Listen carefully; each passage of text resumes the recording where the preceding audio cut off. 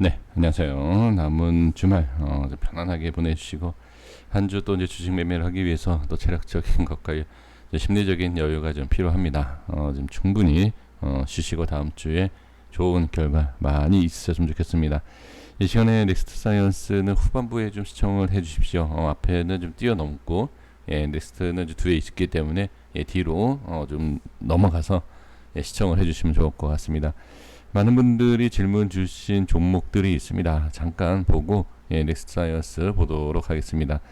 자, 차트 기본적인 차트의 흐름만 말씀드리도록 하겠습니다. 우리 드리블레인 첫 번째 말씀을 드려보면 일단 기업적인 부분에 있어서는 저는 매매를 안 하는 게 좋지 않을까라고 생각을 합니다.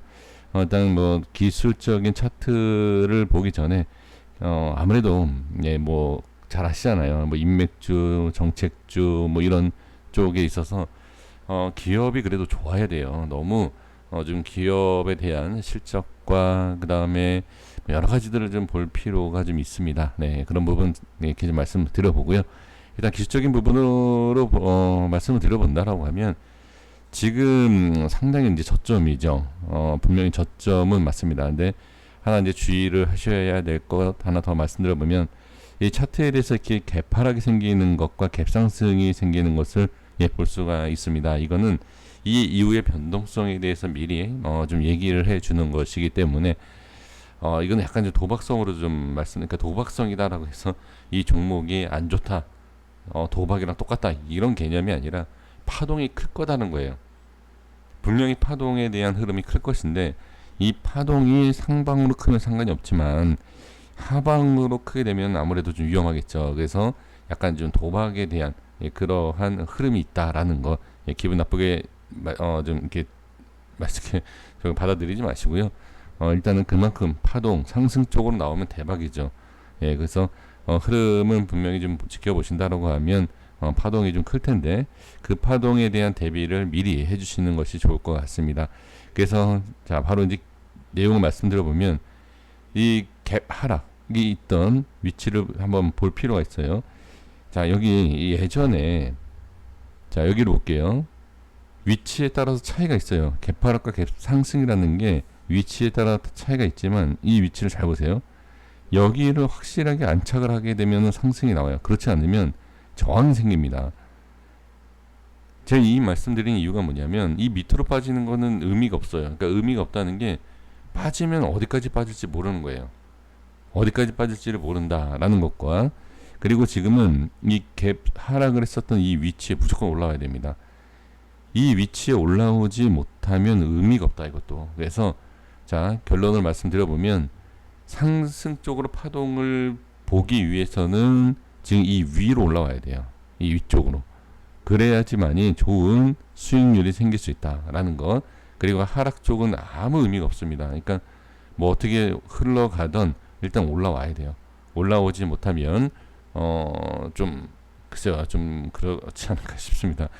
상당히 지금 제가 보유하고 있는 종목이 아니다 보니까 오히려 더 좀 조심스럽게 말씀을 드리는 건데 이 위에 올라와야 돼요. 이거는 99%입니다. 그러니까 99%라는 게 뭐냐면 흐름을 제가 알 수 있는 차트예요. 이런 거는. 그래서 여기 위에 올라와야 돼요. 무조건. 네, 그렇게 말씀을 드리겠고요. 국유재지는 상당히 이 종목은 정말 알 수 없는 세력입니다. 이거 엄청난 세력이에요. 이 국유재지는 지금 뭐 끝났다라고 얘기할 수는 없지만 상당히 좀 어렵습니다. 그러니까 이게 어렵다라는 게 분석하기가 어려운 건데 왜 그러냐면 저는 지금 이 하락이 있잖아요. 그러니까 이렇게 빠졌다가 올라오고 이렇게 빠졌다가 올라오지 못하면 뭐 빠지는 거거든요, 이게. 그러니까 이제 기준 잡는 거는 그러니까 어려운 게 아니에요. 근데 올라가는 쪽으로 말씀을 드리기는 지금 상황에서는 쉽지가 않다. 그래서 제가 알 수 있는 거는 하락은 뭐 전저점과 보이는 자리가 몇 군데 있어요. 하락에 있어서 지지해야 될 자리는. 근데 이거는 의미가 없는 것 같고요. 이것도 하락에 대해서는.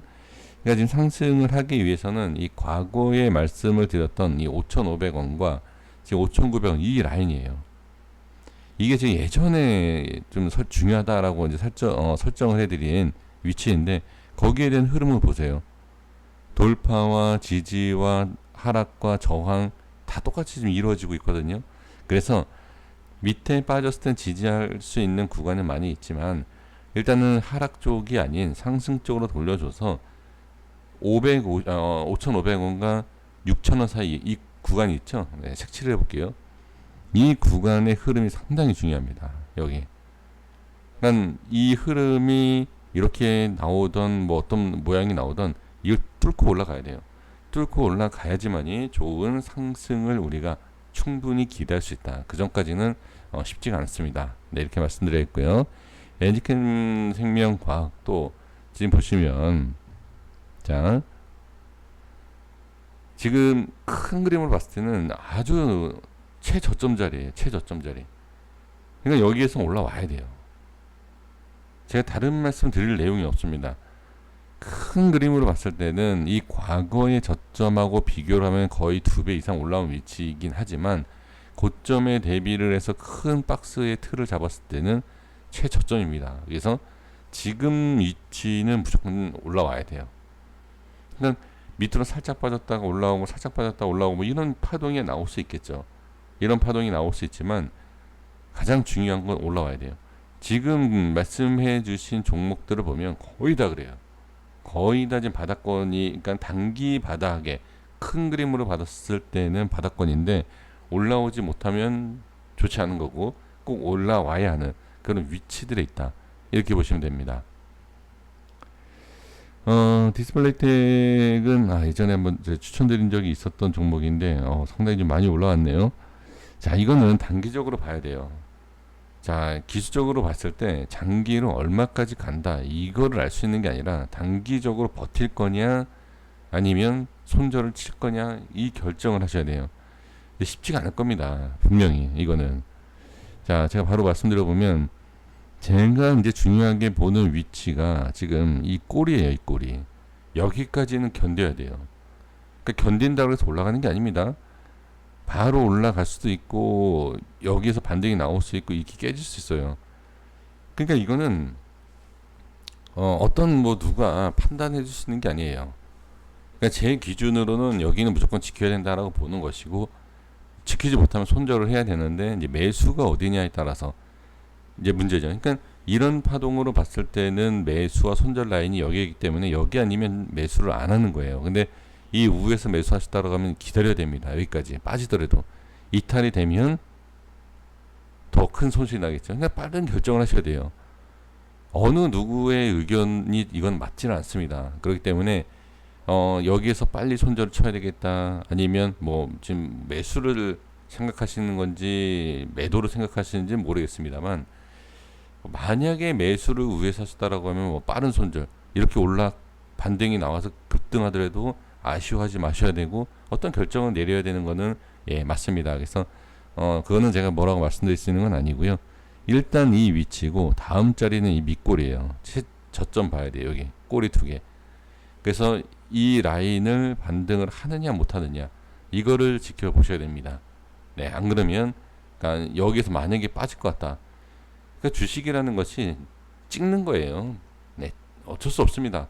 이걸 누가 알겠습니까? 그래서 반등이 나올지 안 나올지에 대한 것을 우리가 확실성을 갖고 매매할 수 있는 게 아니기 때문에 좀 불안하다 그러면 뭐 좀 줄이든지 물량을 아니면 손절 치시든지 약간 좀 그런 좀 결정이 좀 필요합니다.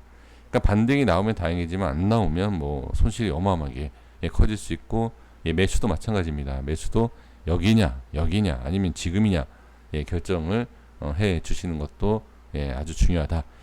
자, 넥스사이언스는 일단은 대단한 거죠. 이걸 보유하고 계신다라는 것 자체가 실력으로 보기에는 좀 어렵고요. 이거는 참 대단한 것 같습니다. 이거 보유를 하신다라는 게 일단은 축하드리고 있겠고요. 그러니까 저는 전에도 말씀드렸지만 여기를 돌파하지 못했던 이 시점에서는 저는 무조건 매도했을 겁니다. 네, 뒤도 안 돌아보고. 근데 이제 지지를 꼭 해줘야 하는 자리는 여기 이제 말씀을 드린 위치지 않습니까? 여기서 이제 정확하게 반등이 나와서 이 자리를 뚫고 갔죠. 이 이후에는 이제 알 수 없습니다. 어디까지 상승할지는. 네, 그래서 이 이후의 흐름은 맨 마지막에 말씀드리면서 가장 짧은 분석이 되는데, 이 이후에는 정말로 좀 전에 말씀드렸지만 실력이 아닌 운으로 뭐 수십 프로 수백 프로의 뭐 수익을 좀 챙기는 과정이 아닐까, 저는 그렇게 생각합니다. 그래서 어디까지 올라간다, 뭐 딱히 제가 뭐 이렇게 말씀을 드릴 수 있는 것은 아닙니다만, 지금 뭐 크게 지금 열어놓는다라고 하면, 이 윗꼬리를 만약에 먹고 올라간다라고 하면 뭐 여기에 뭐 거의 5만 원대이지 않습니까? 아, 저는 돈 100만 원을 매수했다 하더라도 못 버틸 것 같아요. 예, 제 실력으로는. 그래서 지금은 예, 심리적인 부분이 강하신 분들, 예, 강하신 분들이 수익을 극대화시키는, 예, 그러한 것이 아닐까, 저는 그렇게, 예, 말씀드려 봅니다. 그래서 분석 같지 않은 분석이지만, 사실 지금 상황에서 본다라고 하면, 지금 만약에 제가 보유하고 있다라고 하면 부분 익절을 하겠죠. 저 같으면 부분 익절을 하고, 자, 전에도 말씀드렸지만 이 윗꼬리 부분, 이 라인도 보세요. 자, 정확하게 지금 여기 상승시켜 놓고 지지를 받는 자리가 여기에요. 그러면 이 자리를 이탈하기 전까지는 홀딩을 하는 거죠. 근데 그렇다고 해서 뭐 몇십 프로 막 올라갔다가 이렇게 빠질 때까지 기다릴 수 있는 건 아니지 않습니까? 그래서 부분 익절을 해야 돼요. 그리고 나머지 물량을 뭐 수십 프로 수백 프로의 수익률을 더 보겠다라고 한다라고 하면 이 위치 빠지기 전까지는 홀딩을 한다라는 거죠. 그러니까 지금 현재 위치에서는 여기지만 올라가서 자리 잡는 것을 보면 또 위에서 분석이 돼요. 근데 지금은 어떤 모습이 나올지 위에서 알 수 있는 게 아니기 때문에 지금 상황에서는 이렇게밖에 말씀 못 드립니다. 그래서 얼만큼 올라가는 것보다는 지지를 하는 이 위치, 여기 위치만 이탈을 안 한다라고 하면 계속 보유를 하고 수익을 좀 키울 수 있는, 예, 그런 전략이 필요하지 않을까, 저는 그렇게 말씀드리고 정리하도록 하겠습니다. 고생 많으셨습니다. 여기까지 하겠습니다. 구독과 좋아요 부탁드리겠습니다. 감사합니다.